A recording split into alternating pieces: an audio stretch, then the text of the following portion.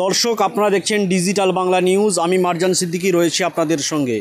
এই মুহূর্তে আমি রয়েছি একেবারে হুগলি হাওড়া যে সংযোগস্থল, সেই সংযোগস্থলে আপনাদের জানিয়ে রাখি, লক্ষাধিক কিউসেক জল ডিবিসির পক্ষ থেকে ছাড়ার ফলে একেবারে হুগলি হাওড়ার বিস্তীর্ণ এলাকা একেবারে জলমগ্ন হয়ে গেছে। এই জলমগ্ন এলাকার বিভিন্ন রকমের চিত্র এই হুগলি হাওড়া সংযোগস্থল বকপোতা মোড়ের বিভিন্ন চিত্র আপনাদের সামনে তুলে ধরবো ডিজিটাল বাংলা নিউজের পর্দায়। তার পাশাপাশি এখানকার যে সমস্ত মানুষজন রাস্তা পারাপার করছেন, স্থানীয় মানুষজন তারা কি বলছেন এবং প্রশাসন কতটা তৎপর রয়েছে তা আপনাদের দেখা। ভালো ওইভাবে নিয়ে আসছে না, ভালোভাবে এখানটা আমরা এখানে আছি, ওখানে লড়েছিল ভর্তি একটা বেশি, মাথা খারাপ হয়ে যাবে আমাদের। কীভাবে আসছে নাকি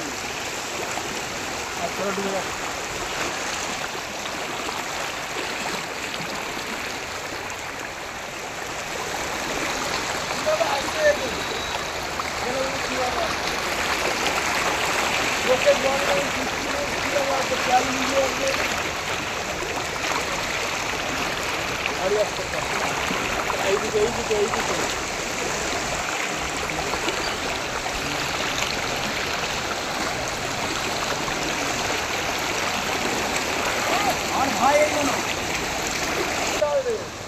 দেখতে পারবে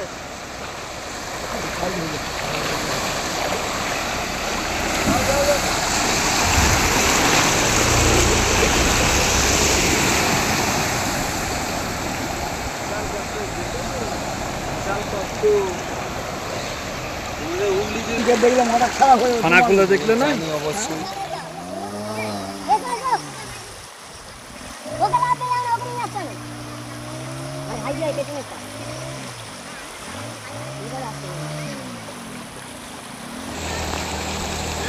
দেখুন কিভাবে আসছে আগে আসুন, আগে ওই সুবিধা আগে আসবে, এদিকে যাবে, আগে আসবে, যা যাবে বাইরে যেতে হবে, বাইরে যেতে হবে না, রেখে ওখানে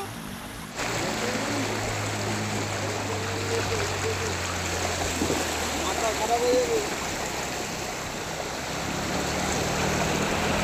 আমরা কথা বলার চেষ্টা করব যে সমস্ত মানুষজন এখানের যে হুগলি হাওড়ার যে সংযোগস্থল মেন রাস্তা পারাপার করছে তাদের সঙ্গে কথা বলার চেষ্টা করব, তারা কি বলছেন তা শোনাবো। দাদা, আপনি কোথা থেকে আসছেন? আমি রাজবোলহাট থেকে আসছি। আমি উদয়নারায়ণপুর হসপিটালে গেছিলাম। কোথায় গিয়েছিলেন? উদয়নারায়ণপুর হসপিটাল। এখানকার কি অবস্থা দেখছেন? পরিস্থিতি খুব খারাপ। হসপিটালের ভেতরে জল ঢুকে গেছে, নার্সিংহোমে জল ঢুকে গেছে, পরিস্থিতি খুব খারাপ। মানুষ খেতে পারছে না, এমন অবস্থা। কি সমস্যা হচ্ছে? সমস্যা সবচেয়ে বড় খাওয়ার সমস্যা বেশি হয়ে গেছে। দোকানপাট তো সব ডুবে গেছে, সারাদিন খেতে পাওয়া যায় না, এমন অবস্থা। আপনার নাম? আমার নাম শেখ আবুল কাসেম। Thank you. আমরা কথা বললাম, রাজবোলহাট থেকে ভদ্রলোক এসেছেন, তিনি উদয়নারায়ণপুর হসপিটালে গিয়েছিলেন। সেখানকার পরিবেশ আপনাদের জানালেন যে একেবারে জলমগ্ন হয়ে গেছে এবং তার পাশাপাশি বিভিন্ন দোকানপাট একেবারে জলমগ্ন, ফলে মানুষের খাওয়া দাওয়া প্রায় বন্ধ হয়ে আছে, এরকমটাই জানালেন রাজবোলহাটের বাসিন্দা আবুল কাসেম সাহেব। আমরা তার পাশাপাশি আরও কথা বলার চেষ্টা করব, যে সমস্ত মানুষজন আসছে তাদের সঙ্গে কথা বলবো। দাদা, আপনি কোথা থেকে আসছেন? জাঙ্গিপাড়া। এদিকে আসুন। জাঙ্গিপাড়া শ্রীরামপুর থেকে। কেমন কি দেখছেন? বহুত জল হয়েছে দেখছি, এইটি সব মানুষরা ডুবে যাচ্ছে ওদিকে। মানুষ ডুবে যাচ্ছে, তাই তো? হ্যাঁ হ্যাঁ, যত সময় যাচ্ছে কি জলের বাড়ছে? বাড়ছে, কমে না। আপনার নাম? বসু। হসপিটালে কেমন কি অবস্থা দেখছেন? অবস্থা খুব সিরিয়াস, প্রচণ্ড জল। প্রচণ্ড জল। জলের তোড়ে এত মাথা খারাপ, পা রাখা যাচ্ছে না। আপনার নাম? আমার নাম আলী হায়দার মল্লিক। বাড়ি? বাড়ি ঘোড়াদহ। কোথায় যাবে? বাড়ি কোথায় বাড়ি? চণ্ডীতলা। এখানে কোথায় এসেছিলে? এখানে এই বন্যা দেখতে এসেছিলাম। আমার মামার বাড়ি এই সামনে। কোথায় মামা বাড়ি? এই উদয়নারায়ণপুর কুটছির ওখানে। কেমন দেখলে? তোমার বাড়ি? দেখলাম বলতে অতিরিক্ত জল। হ্যাঁ, এইখানটা তো তাও ঠিক আছে, বাট আরেকটু আগে এগিয়ে গেলে দেখতে পাবেন কোমর অবধি জল চলে গেছে। মানুষের অবস্থা খুবই খারাপ। খুবই খারাপ বলতে গেলে। মানুষ একেবারে কি গৃহবন্দী হয়ে আছে? গৃহবন্দী তো হয়ে আছেই আপাতত। আর বাজারঘাট কি দেখলে?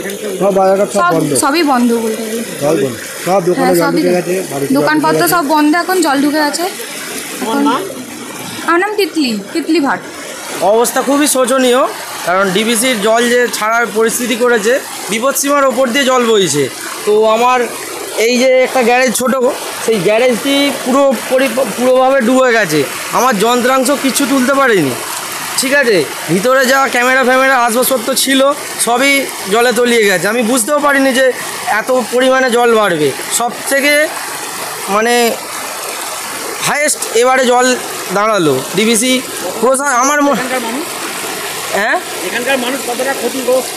প্রচুর পরিমাণে ক্ষতিগ্রস্ত। আমার মনে হয় এখানকার মানুষ কোনোভাবেই বুঝতে পারেনি, কিংবা প্রশাসনও সেইভাবে বুঝতে পারেনি যেভাবে ডিবিসি জল ছেড়েছে। প্রশাসন তো পদক্ষেপ নিচ্ছে, যে সমস্ত জায়গায় ধস নিচ্ছে সেই সমস্ত জায়গায় পদক্ষেপ নিচ্ছে, কিন্তু এই দিকটা আমার হুগলি জেলার ডিস্ট্রিক্টের দিকটা তবু শুকনো মাটি পাচ্ছে। হাওড়া জেলায় যেদিকে ভাঙার পরিকল্পনা আসছে সেইখানে কিন্তু কোনোভাবে বস্তা দিয়ে পরিপূর্ণ করতে পারছে না।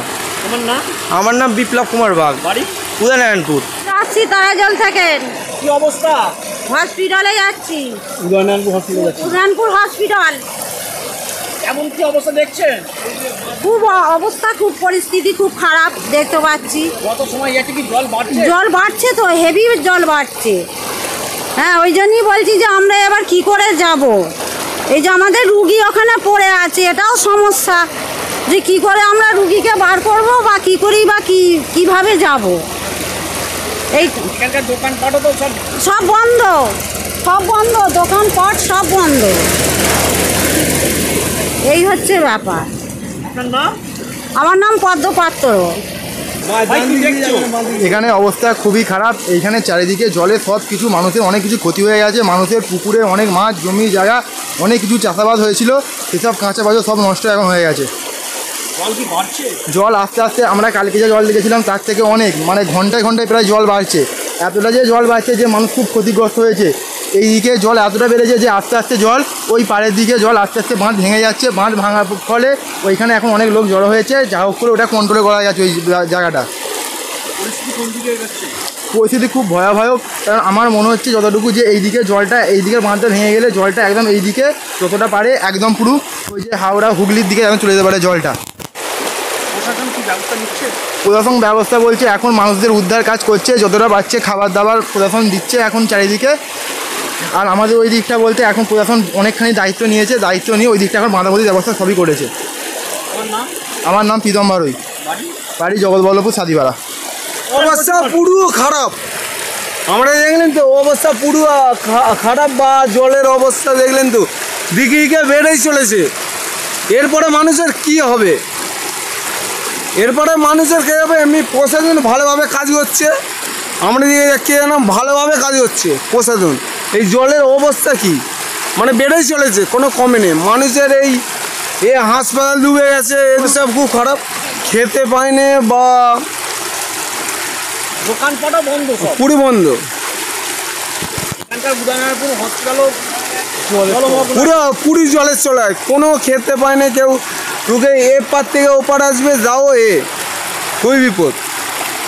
প্রশাসনের ভূমিকায় তুমি কি সন্তুষ্ট? অবশ্যই, খুব ভালো কাজ করছে। আমার নাম? আমাদের অতনু মান্না, উদয়নারায়ণপুর জঙ্গলপাড়া। অর্থাৎ বুঝতেই পারছেন, আমরা কথা বললাম একেবারে হুগলি হাওড়ার যে সংযোগস্থল বকপোতা মোড়, সেখানে যে সমস্ত মানুষজন একেবারে এই রাস্তা পারাপার করছে, এই জলমগ্ন রাস্তা পারাপার করছে, তারা যেটা জানালেন যে এই বন্যার ফলে বিভিন্ন ঘরবাড়ি থেকে শুরু করে ব্যবসায়িক প্রতিষ্ঠান বন্ধ হয়ে গেছে, এবং তার পাশাপাশি প্রশাসনের ভূমিকা যথেষ্ট তৎপর রয়েছে বলে তারা জানান। এখন এই বন্যা মোকাবিলার ক্ষেত্রে প্রশাসন থেকে শুরু করে বিভিন্ন আধিকারিকগণ কতটা মোকাবিলা করার জন্য তৎপর হয় সেটাই এখন দেখার। ক্যামেরায় স্বপন ধারার সঙ্গে মারজান সিদ্দিকী, উদয়নারায়ণপুর, হাওড়া।